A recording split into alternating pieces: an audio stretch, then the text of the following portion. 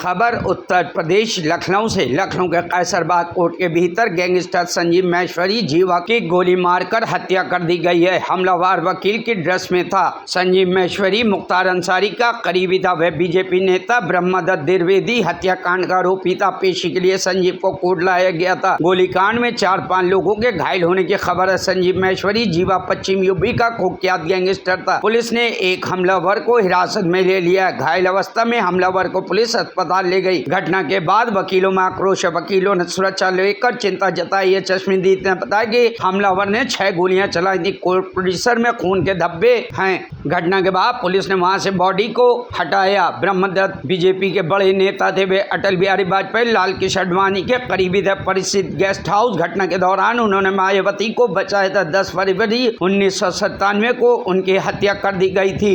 एक वकील ने कहा कि मैं यहाँ हर दिन आता हूँ, लेकिन आज जो हुआ शर्मनाक। एक बच्ची को गोली लगी। उसके पिता अपनी बच्ची के लिए तड़प रहा। कोर्ट में आने से पहले जांच होती, हम लोगों की भी जांच होती। कोर्ट परिसर के भीतर शस्त्र कैसे आ रहे हैं। संजीव महेश्वरी जीवा शामली जिले के रहने वाले। अपराध की दुनिया में उसने 90 की शुरुआती दशक में कदम रखा था। उसके खिलाफ 22 से ज्यादा मामले दर्ज थे। उसे बाहुबली मुख्तार अंसारी का करीबी बताया जाता है। संजीव महेश्वरी और जीवा की बलरामपुर अस्पताल में हुई मौत। सिविल कोर्ट परिसर के अंदर वकील के भेष में पहुंचे विजय यादव नाम के युवक ने ताबड़तोड़ गोली मारकर जीवा को उतारा मौत के घाट। एक बच्ची के पीठ में लगी गोली, 2 सिपाही के पैर में लगी गोली। घायल बच्चे को प्राथमिक इलाज के बाद ट्रॉमा सेंटर किया गया रेफर। कोर्ट सुरक्षा को लेकर वकीलों का हंगामा। सूत्रों के मुताबिक कोर्ट रूम में मारी गई गोली। कोर्ट रूम में गवाह कटघरे में हुई हत्या। जज सुनवाई कर रहे थे तभी हमला हुआ। जीवा के साथ मौजूद पुलिस वाले भागे। कोर्ट में मौजूद वकीलों ने हमलावर को पकड़ा। कोर्ट रूम में जहां गवाही चल रही थी वहीं हत्या। संजीव की पत्नी पायल महेश्वरी ने कुछ दिन पहले ही जताई थी हत्या की आशंका, मांगी थी सुरक्षा। भाजपा विधायक ब्रह्मदत्त द्विवेदी की हत्या के मामले में जेल में बंद संजीव जीवा की पत्नी ने अपने पति की हत्या की आशंका जताई थी। संजीव जीवा की पत्नी और रालोद नेता पायल महेश्वरी ने चीफ जस्टिस ऑफ इंडिया से अपने पति की सुरक्षा की गुहार लगाई थी। पायल का कहना था कि पेशी के दौरान षड्यंत्र के तहत उनके पति की हत्या कराई जा सकती है। उनके पति की सुरक्षा के लिए CGI से उच्च अधिकारियों को निर्देशित करने का अनुरोध किया है। 1917 में पायल महेश्वरी लड़ चुके रालोद के टिकट पर विधानसभा गोली लगी हुई है और वकील को भी गोली लगी है। जब हम लोग यहाँ सेफ नहीं है, हमारा प्रोटेक्शन नहीं, आप किसका करेंगे? हम ये गवाह को मारने के लिए ये आदमी व्हाइट शर्ट पहन के आया है। पुलिस की जिम्मेदारी नहीं बनती है कि वो चेक करे। हम लोग COP IB एग्जाम देके यहाँ आते हैं वकीलों की पैरवी करने। ये क्या कर रहे हैं? ये क्या है? ये सिक्योरिटी है हम लोगों की? इस तरह काम करेंगे ये लोग? कोई भी पुलिस में चलाएगा, कोई भी वकील में चलाएगा, कोई भी आदमी देखेगा नहीं। सब कुछ मतलब प्रशासन का मतलब ही नहीं है। क्या मतलब है इसका? क्या समझे हम इसको? अभी तक पता चला है कि एक व्यक्ति के द्वारा गोली चलाई गई है, जिसमें इंजर्ड हुए हैं। उनको ट्रॉमा सेंटर भेजा गया है। बाकी डिटेल हम लोग पता कर रहे हैं। अभी बाकी क्लियर नहीं है। अभी कुछ भी डिटेल नहीं है हमारे पास। जब होगा तो हम आपको SC कोर्ट में एक व्यक्ति आया था वकील की ड्रेस में। उसी ने वहाँ पे एक महिला को मारा, एक सिपाही को भी गोली लगी है। यही घटना हुई थी। जानकारी कुछ 10 मिनट पहले भी वहाँ परिसर से निकला हूँ। परिसर निकला तुरंत व्हाट्सएप पे फोन पे कॉल आया कि यहाँ पे क्या कहते हैं गोली कांड हो गया। उसमें एक महिला, एक क्या कहते हैं बच्ची तत्काल खत्म हो गई। जिसको गोली मारी वो भी खत्म हो गया। ठीक है, एक पुलिस कर्मी घायल हुआ है और महिला को ये लोग क्या कहते हैं ट्रॉमा सेंटर बताया जा रहा है कि लेके गए हुए हैं। मैं बिल्कुल अंदर गया था, मेरे क्लाइंट अंदर थे, सिलेंडर थे। टाइम क्यों लग गया पुलिस को आने में, जबकि पूरी सिक्योरिटी होती है, सारी चीजें होती हैं। और संजीव जीवा अपराधी था, एक पुलिस फोर्स उसके साथ चलती थी। आज ऐसा क्या हुआ? अब पता नहीं है। आज हम लोगों को समझ नहीं ना वो बुलेट प्रूफ जॉकेट पहने था, ऐसे उसके बुलेट प्रूफ जॉकेट और हेलमेट पहने होता था।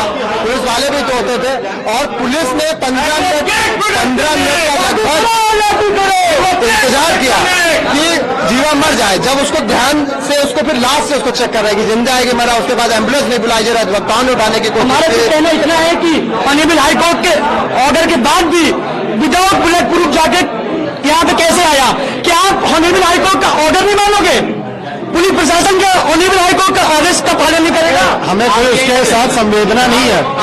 हम लेकिन जो हाईकोर्ट का आदेश था कि अगर उनको बुलेट प्रूफ जैकेट के साथ लाया जाए तो उसका पालन नहीं किया जाता। अगर पालन किया गया होता तो आज इतनी बड़ी घटना न घटित होती। वहाँ पे जब तक पूरी राउंड फायरिंग खत्म नहीं होगी तो उसके बाद पुलिस उसको चेक करने आती है कि वो मरा है कि जिंदा है, और वो भी उसके पैर से चेक किया जाता है। अधिवक्ता साथी जो होते हैं उसको देखते हैं, वो संवेदना के साथ अगर उसको बचा है तो बचाया जा सकता है। अगर वो जो भी वहाँ उसकी घटना है, उसके साथ एक छोटी वहाँ बच्ची थी, एक महिला थी, कांस्टेबल थे, उनको भी वहाँ पे कुछ गोलियां लगी थी। जज साहब जो थे वो उस टाइम कोर्ट चल रही थी तब की ये घटना है। पुलिस वहां पे कोई भी ऐसा नहीं, वहां उनके पास भी वहां पे था कि उसको फायरिंग कर सकते थे, उसको वो कर सकते, कुछ भी कोई संवेदन कोई होश में नहीं हुआ। नितिन परिया।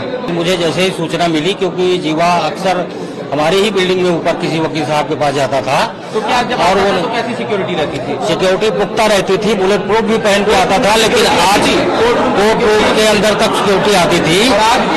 आज उसके साथ सिक्योरिटी तो थी, लेकिन वो बुलेट प्रूफ जैकेट उसका गायब था, जो पहले अक्सर था। बता दें कि सिक्योरिटी मिली थी पुलिस को 15 मिनट लगे आने में। मैं अब यहाँ के बारे में तुम्हें घटना को नहीं बता सकता, लेकिन वहाँ से जब उतर के आया है तो उसके साथ पर्याप्त पुलिस फोर्स था।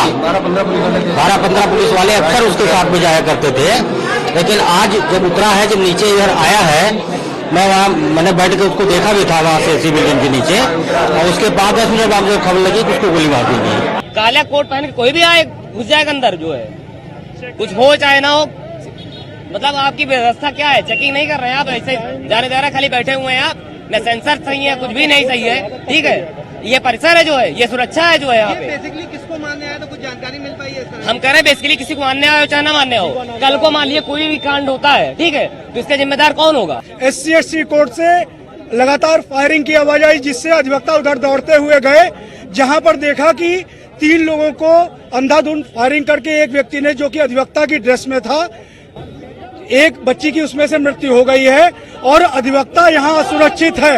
हमें पुलिस के द्वारा रोका जा रहा है उसको पकड़ने से, जबकि अभी आधे घंटे पूर्व भी यहाँ पर एक धरना चल रहा था, जिसमें एक महिला पर हमला करने के लिए चाकू लेकर अपराधी अंदर आया था, और दूसरी घटना तब तक ये घट गई कि यहाँ पर फायरिंग हो गई। पुलिस लगातार उसे बचाने का प्रयास कर रही है, पुलिस उसको लेकर बचाने का प्रयास कर रही, अधिवक्ताओं का संरक्षण ना करके अपराधियों का संरक्षण किया जा रहा है। जिस प्रकार से यहाँ कोर्ट परिसर में असलहे और तमंचा ये पहुंचना, यहाँ पे पुलिसिया कार्यवाही इस प्रकार से होना, ये बहुत बड़ी चूक है।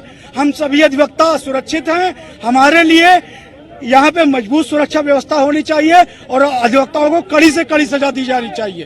काली पैंट और सफेद शर्ट और काला कोट के फर्जी वकील बन के आ जा रहा है अधिवक्ताओं के बीच में वकील बन के, और इस एक बड़ा हत्याकांड राजधानी के अंदर, इतना कोर्ट के अंदर अतीक हत्याकांड के बाद ये बड़ा हत्याकांड है, जिसमें 2 लोगों की हत्या की खबर आ चुकी है, जिनकी मौत अभी सुनने में आ रहा हो चुकी है। ये छोटी घटना नहीं ना, सभी अधिवक्ताओं में काफी रोष। इसका जो एरिया ऑफ ऑपरेशन है वो पश्चिमी उत्तर प्रदेश, फर्रुखाबाद और लखनऊ के आसपास रहा है।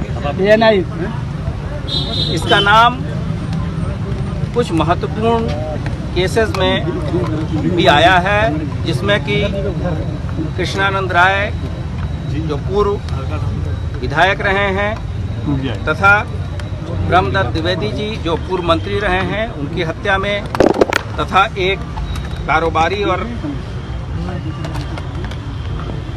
अमित दीक्षित के भी हत्या में इसका नाम आया है। 2 अभियोगों में इसे आजीवन कारावास की सजा है और लगातार 2003 से ये जेल में था, जिसमें से एक केस फर्रुखाबाद का है तथा दूसरा केस हरिद्वार का है। सर, आरोपी के बारे में इसके गैंग के सहयोगियों के जब माफियाओं के विरुद्ध कार्रवाई की गई है तो 4 करोड़ से अधिक की संपत्ति जब्त की गई है।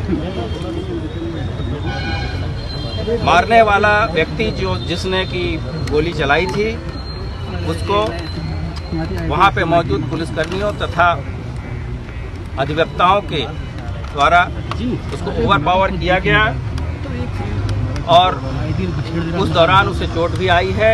इसका इलाज भी कराया जा रहा है। कमलेश और लाल मोहम्मद हैं, उन्हें भी चोट आई, तथा बरामदे पे एक अन्य महिला जो कि अपने ससुर के बेल हेतु आई थी, उसका बच्चा भी बैठा था, 1.5 साल की बच्ची को भी घायल हुई तथा उस महिला को भी थोड़ी चोट पहुंची है। संजीव जीवा उपचार के दौरान उसकी मृत्यु हुई है तथा दोनों पुलिस के कांस्टेबल तथा महिला जिसका नाम नीलम है वो खतरे से बाहर है तथा 1.5 साल की बच्ची जिसका नाम लक्ष्मी है वो उसकी स्थिति स्थिर बनी हुई है। राज्य सरकार की तरफ से उस बच्ची के और घायलों के इलाज के बेहतर से बेहतर व्यवस्था करने के निर्देश मिले हैं और इस संबंध में चिकित्सकों की टीम लगातार कार्य कर रही है। जो व्यवस्था माननीय उच्च न्यायालय के आदेश से सभी कोर्ट की सुरक्षाओं के संबंध में दिए गए हैं, उसमें क्या लापरवाही हुई है तथा जो मैन पावर या जो उपकरण लगे थे उसमें क्या कमी थी। जो स्थानीय स्तर पे जो SOP बनी थी, किस तरह से यहाँ कोर्ट परिसर में आने जाने वाले व्यक्तियों की चेकिंग की जाएगी, उसमें कितना अनुपालन हुआ या नहीं हुआ, इस संबंध में विस्तृत आख्या कमेटी के द्वारा शासन में प्रेषित किया जाएगा। इस कमेटी SIT की अध्यक्षता Mohit Agarwal ADG technical service कर रहे हैं और उनकी सहायता के लिए ज्वाइंट CP क्राइम लखनऊ के नीलाब्जा चौधरी तथा IG अयोध्या परिषद श्री प्रवीण कुमार भी उस कमेटी में शामिल हैं। यहाँ जो कमियां हुई हैं उस संबंध में पुलिस कमिश्नरी स्तर पे कार्रवाई की जाएगी। इसके साथ ही साथ पुलिस महानिदेशक ने पूरे प्रदेश में जो कोर्ट की सुरक्षा में लोग लगे हैं उस हेतु जिला मजिस्ट्रेट, माननीय जनपद न्यायाधीश तथा बार के सम्मानित सदस्यों के साथ मिलके ये पूरी तरीके से जो उच्च न्यायालय के निर्देश हैं कोर्ट की सुरक्षा के बारे में उसको पुनः परीक्षण तथा उसको कड़ाई से लागू करने के निर्देश सभी जनपदों को दिए गए हैं तथा साथ साथ पुलिस कमिश्नरीज को भी दिए गए हैं तथा परिक्षेत्रीय तथा जोन के जो पुलिस मुखिया हैं उनको भी ये बताया गया है कि इन चीज़ों का पूरी तरीके से अनुपालन कराएं। फॉरेंसिक टीम सभी चीज़ों का परीक्षण कर रही है, जो खोखे मिले हैं या चीज़ें हैं ये सभी चीज़ें साइंटिफिक एविडेंसेस हैं।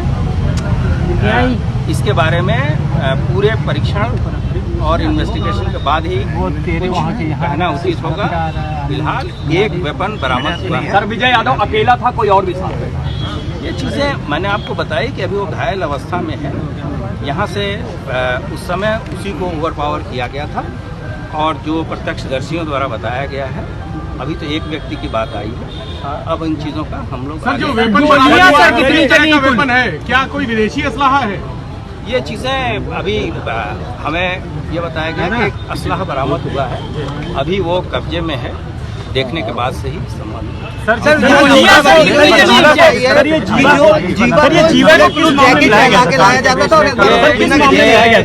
ये गलत समाचार लगातार फैलाए। किसी भी सक्षम न्यायालय ने कोई आदेश इस तरह के नहीं दिए हैं जिसके द्वारा